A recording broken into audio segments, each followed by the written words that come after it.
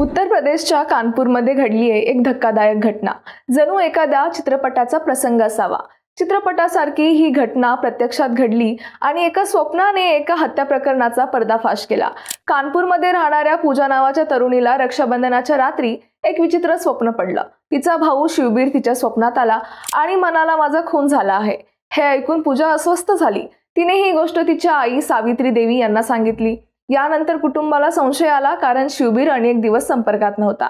सावित्री देवी यांनी धाडस दाखवत पोलिसांकडे तक्रार केली।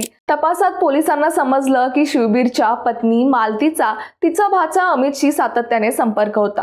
चौकशी दरम्यान त्यांनी कबूल केलं की गेल्या दिवाळीच्या आदल्या दिवशी मालतीने पतीला चहातून विष दिलं आणि नंतर अमितच्या मदतीने गळा आवळून त्याची हत्या केली। मृतदेह जवळच्या बागेत पुरला आणि त्यावर 10 किलो मीठ टाकून लवकर विल्हेवाट लावण्याचा प्रयत्न केला। कुटुंबाला भ्रमात ठेवण्यासाठी मालतीने शिवबीर नोकरीसाठी गुजरातला गेल्याचं सांगितलं आणि फोनवर संपर्कात असल्याचं भासवलं। पण बहिणीच्या स्वप्नामुळे सत्य उघडकीस आलं। पोलिसांनी मालती आणि अमितला अटक केली असून तपास सुरू आहे।